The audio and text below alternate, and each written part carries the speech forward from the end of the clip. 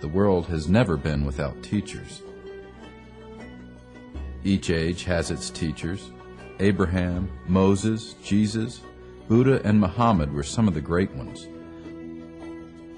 But after those, there are always special beings, perfect representatives of the messages brought by God's messengers.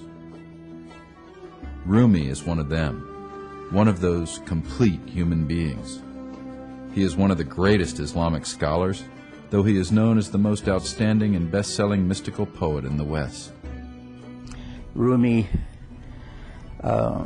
is, of course, a 13th century man who was born to scholars, and his father was a great scholar, considered the greatest scholar of his time. He was born, I believe, in what is now Afghanistan. Rumi was one of the greatest poets and spiritual masters probably of all mankind. He was born in 1207, September 30th, in Balkh. He was born in 1207 in Balkh, in present-day Afghanistan, but lived, taught, died in 1273, and was buried in Konya, in present-day Turkey, under the Turkish Empire, the Seljuks. Because of the turmoil in the world at the time, particularly caused by Mongolian invasions, his family had to move around, and they were in Mecca, they were in Medina, but they ultimately ended up in Anatolia.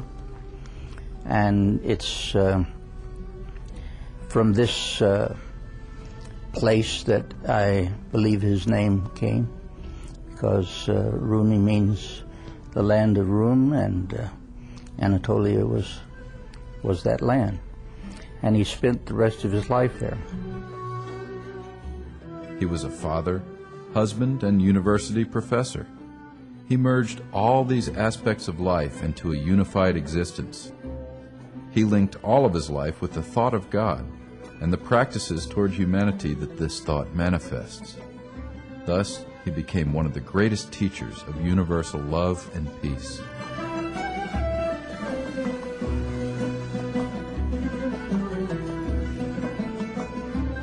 Jalal married and lived with his wife, Gevher Hatun, who bore him 2 children. He is called Rumi, meaning Anatolian, because Anatolia used to be called the land of Rum, or the Romans. He also gained the title of Mevlana, which means our master, through his life's work there. To call him Rumi emphasizes, in a sense, the Western aspect. Rum is the Byzantine Empire. When he lived, where he lived was still largely Christian. It had only recently been conquered by the Muslims. So the population was still largely Christian, largely connected in some way with the West. So we call him Rumi, which is in a sense to westernize him. But his given name was Muhammad. And in much of the Islamic literature, he's not referred to as Rumi. He's referred to as Muhammad Jalal Balkhi. He was from Balkh, which is actually not from the western part of the Islamic realm, but the eastern part. So we've kind of westernized him by calling him Rumi. And we've removed the Muhammad from him. And so much of the literature that we in the West read about Rumi diminishes his Islamic roots. Before he met Shamsuddin Tabrizi and discovered fully the mystical path, he studied law. He studied the essential Islamic sciences, and he was throughout his life rooted in those. Shamsuddin Tabrizi enabled him to move beyond those, but not to negate them, not to forget them. So we Westerners tend to take Rumi as the mystic without the Islam.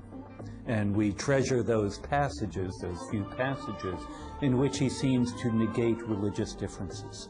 He says, whether Hindu, whether Christian, whether Buddhist or Zoroastrian or whatever, it makes no difference.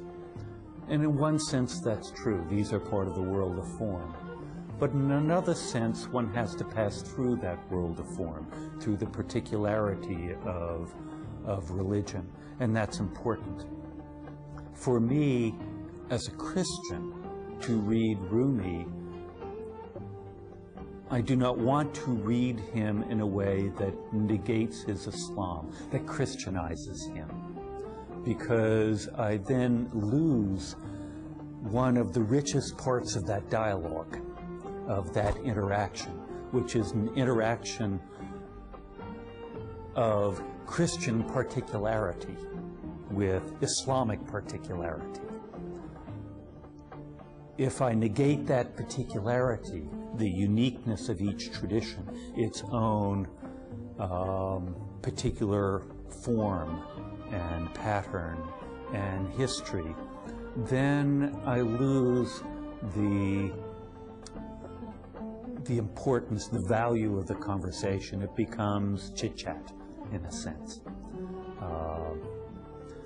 So it's important to remember that Jalaluddin Rumi is Muhammad Jalaluddin Rumi, and to engage in the particularity of and the uniqueness of that particular source of his knowledge.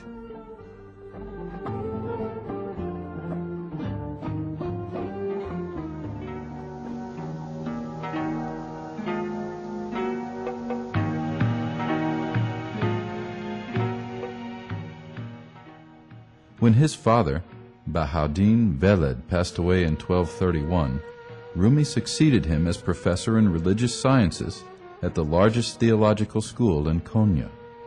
Only 24 years old, Rumi was already an accomplished scholar in religious and positive sciences. Although Rumi had already succeeded to his father's position as a teacher, when the great scholar and Sufi Burhanuddin al-Tirmizi arrived in Konya, Rumi studied under him and devoted himself to his service for 9 years.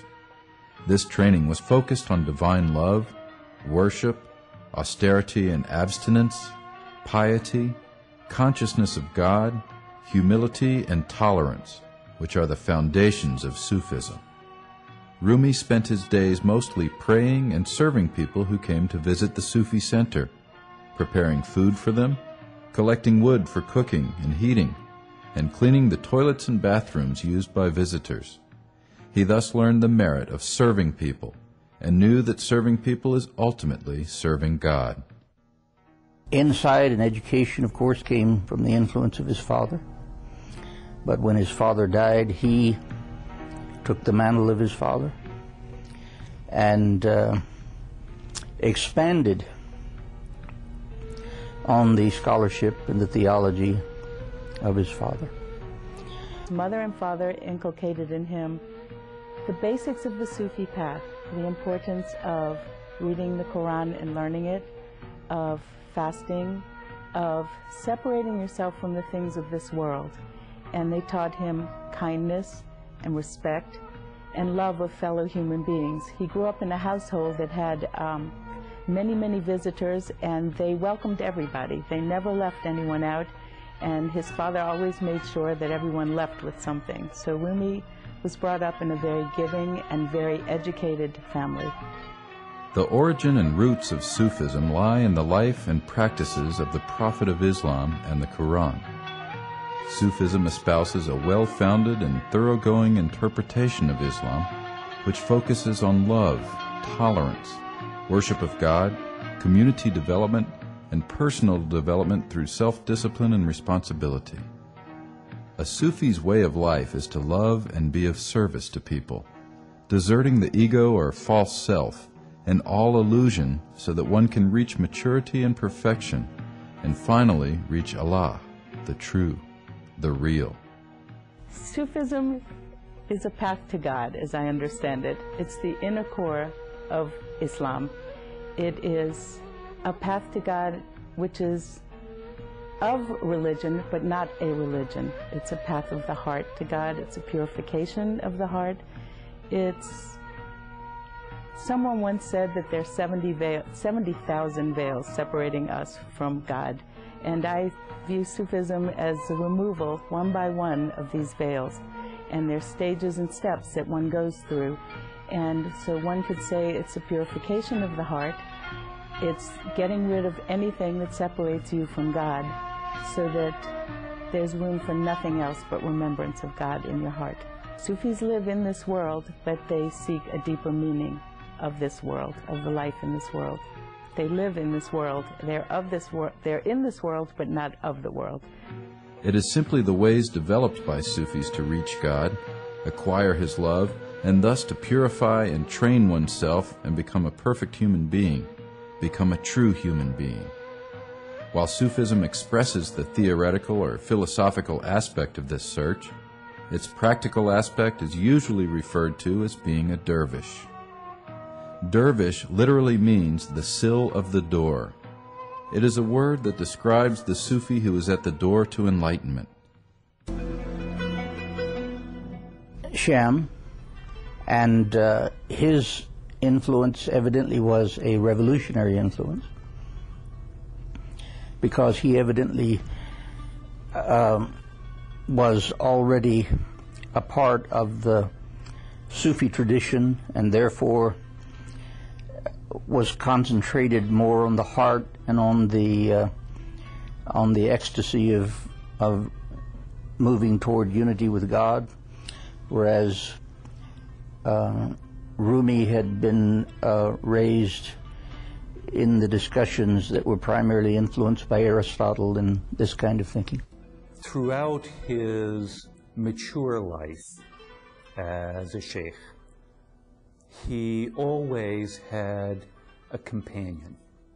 For a mere 4 years or so, it was this key figure, Shamsuddin Tabrizi, about whom we know not a great deal.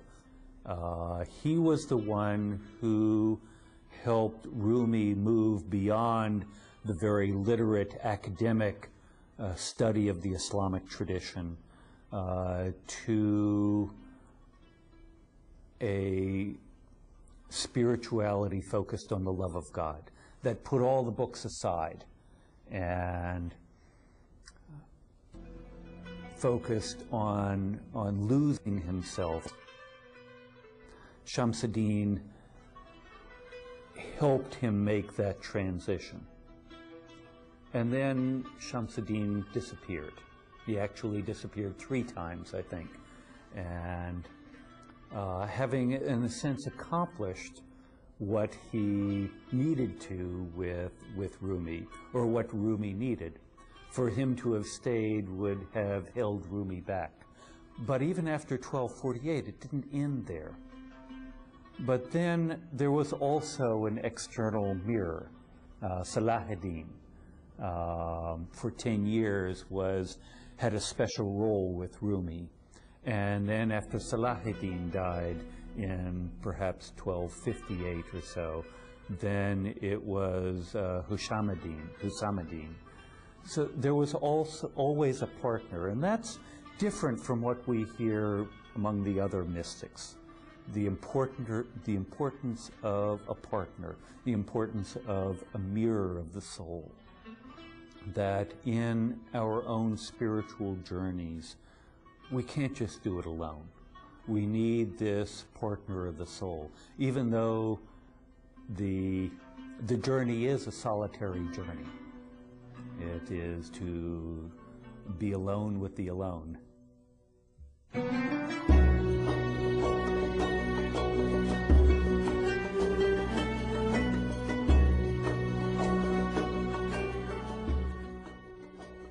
Belen says, the most famous and probably the most fruitful relationship in his development was with Shamsi Tabriz, whom he met in Konya at the suggestion of Ruknuddin Zarkubi. Modern historians may argue about who influenced whom in their long association, but this is not profitable. What we know is that for a particular period of time, two skillful and acute spirits came together, and by sharing the divine bounties and gifts they received from their Lord, they reached peaks that most would not be able to reach easily on their own. To this day, the place where the two first met in Konya is known as Mark al-Bahrain, the meeting point of the two oceans. Through their spiritual cooperation, they enlightened those of their own age and have also influenced all the centuries which followed.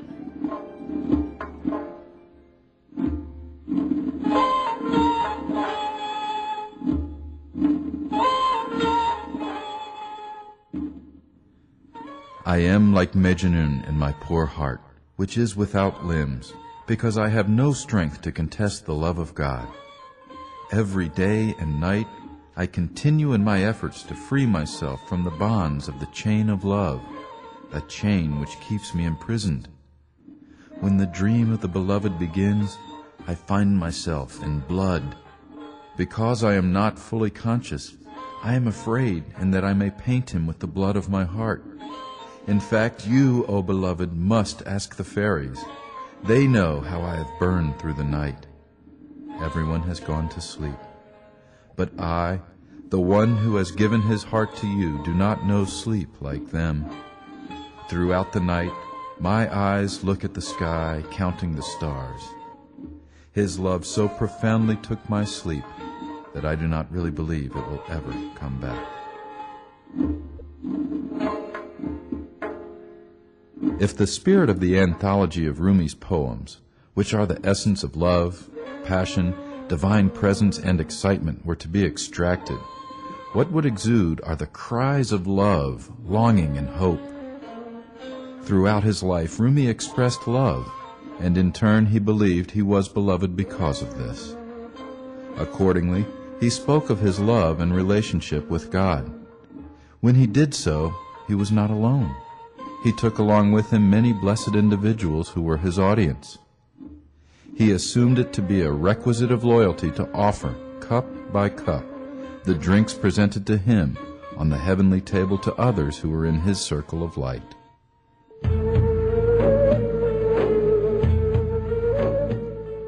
As to the relevance of Rumi today, we could say that Rumi emerged in a period in which disorders, conflicts, extremism, and exploitation lay heavy on the people. During this period, Rumi proved himself to be a powerful character and scholar. Not only did he talk about, but he also produced an atmosphere of dialogue, compassion, and leniency through his message and lyrics. His understanding clarifies the relation of human beings to their Creator, and one's relation to other fellow beings. Rumi utilized the reed flute, music, lyrics, and poetry to call and collect people around his message. With the breath of the reed flute and songs, he would breathe his own soul and understanding into people in order to make them live in peace, harmony, respect, prosperity, and eternal bliss, here and in the hereafter. Therefore, there were very many people of other faiths around Rumi, listening to him and respecting him for what he was teaching. Today, we are experiencing rather similar disorders, unrest, and conflicts everywhere. Beliefs are being exploited and made a means and cause of conflicts in the so-called clash of civilizations. Therefore, now it is time to come together, to talk and try to understand one another, and to find common ground and references. This is what real civilization requires and demands from us today. A dialogue is not conversation. Dialogue is not discussion. Dialogue is not reporting. Dialogue is a much more dynamic interchange of ideas. So I think there are a lot of areas in which through dialogue and through understanding, Americans can help people in other parts of the world understand their true values better, and people from other parts of the world can help Americans understand better. Even in his day, Rumi was sought out by merchants and kings, devout worshippers and rebellious seekers, famous scholars and common peasants, men and women. When he passed away in 1273, Muslims, Christians, Jews, Arabs, Persians, Turks, and Romans honored him at his funeral, and men of 5 faiths followed his bier. That night was named Shebul Arus, or the Night of Union with the Divine. Ever since, the Mevlevi dervishes have kept that date as a festival.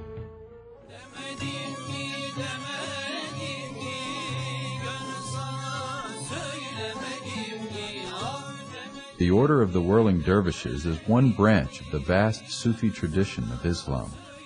The universal values of love and service shared by all Sufis are very much relevant to the social and political realities of today, and this ritual, which is only performed by the Order of the Whirling Dervishes, has come to symbolize these values in the hearts and minds of millions throughout the world.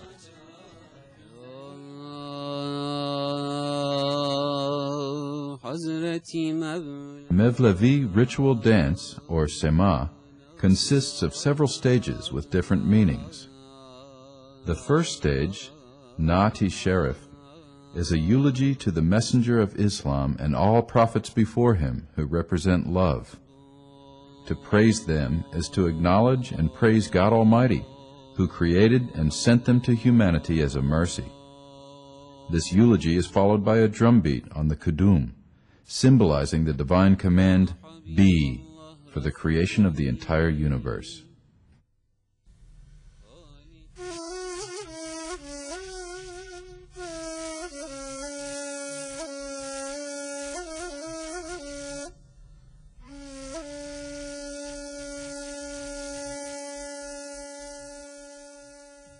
The Naat-i Sharif is followed by a taksim, an improvisation on the reed flute or ney. This expresses the divine breath which gives life to everything.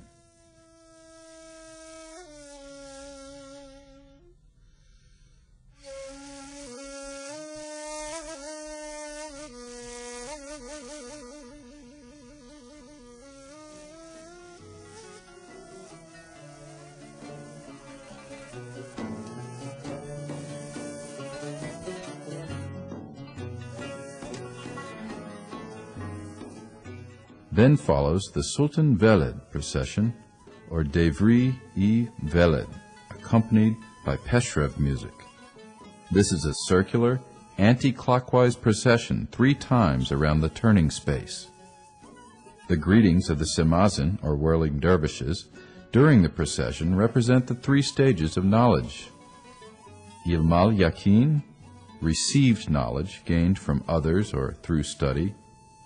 Ayn al-Yakin, knowing by seeing or observing for oneself, and Haq al-Yakin, knowledge gained through direct experience, gnosis.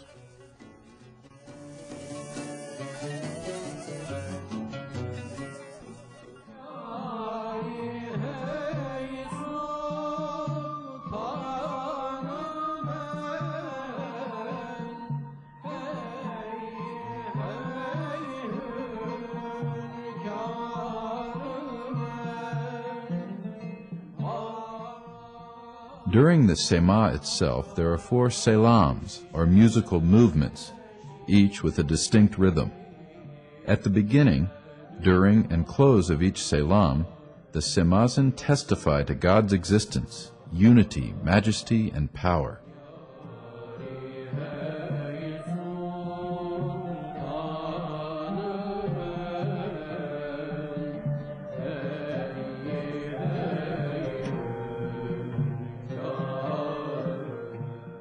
The first salam represents the human being's birth to truth through feeling and mind. It represents his complete acceptance of his condition as a creature created by God. The second salam expresses the rapture of the human being witnessing the splendor of creation in the face of God's greatness and omnipotence. The third Selam is the rapture of dissolving into love and the sacrifice of the mind to love. It is complete submission, unity, and annihilation of self in the beloved. This is the state that is known as nirvana in Buddhism and fana filah in Islam.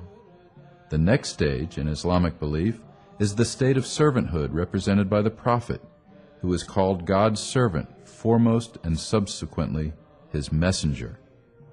The aim of Sama is not uncontrolled ecstasy and loss of consciousness, but the realization of submission to God. In the fourth Selam, just as the Prophet ascends to the spiritual throne of Allah and then returns to his task on earth, the whirling dervish, after the ascent of his spiritual journey, returns to his task, to his servanthood. He is a servant of God, of his books, of his prophets, of his whole creation.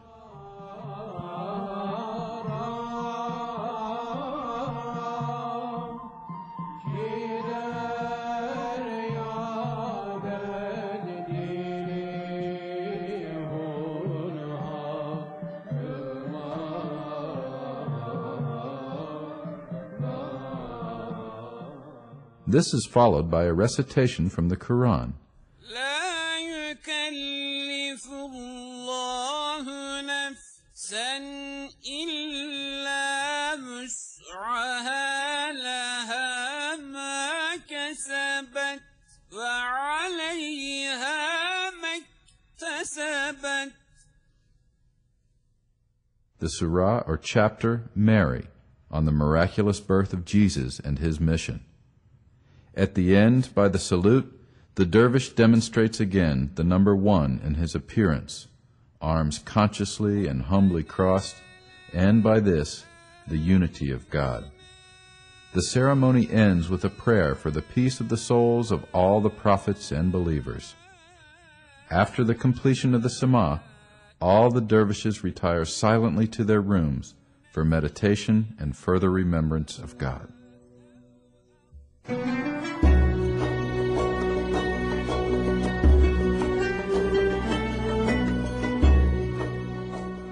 The costumes are symbolic as well.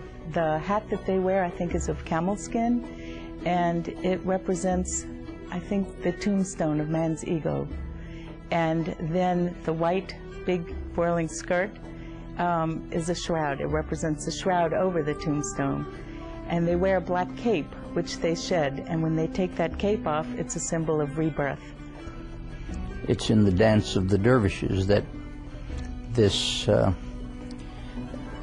relationship between the head, knowledge, and the heart, feelings, and so forth, and then the body are exemplified in a very dramatic way. The dance, the whirling itself is beautiful because the semazen has one hand extended up towards heaven and the other down to earth, in a sense receiving the blessings and mercy of God and sharing them with his brothers and sisters. The Mevlevi Dervish traveling around the United States, the world, it offers a taste. No more than a taste, but something very important, that initial awareness that there is something out there to be sought. And then we must chase it. And then we must do the work of following. Rumi's message was a message of tolerance and love. And in a world today where men seem to be separated from each other by religious differences, by cultural differences, by color, if we were to espouse his message and truly live what he says, there would be no way that we could hate each other. We could do nothing but love each other. Rumi's message was a message of universal love. And sadly, even today, 700 years after his life, we haven't learned it.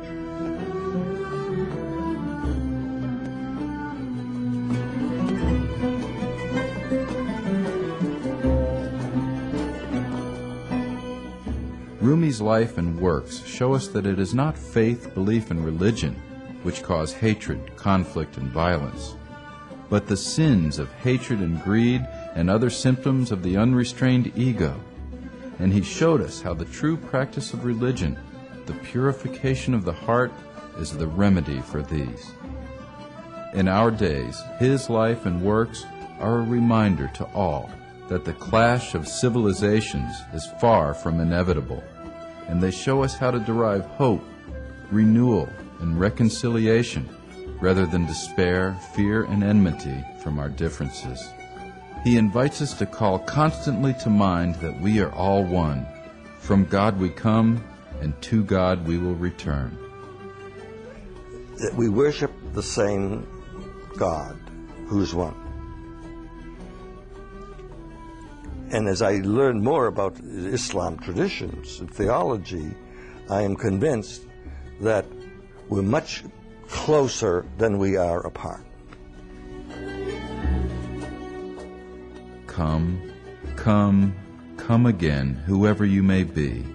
Come again, even though you may be a pagan or fire worshiper. Our hearth is not the threshold of despair.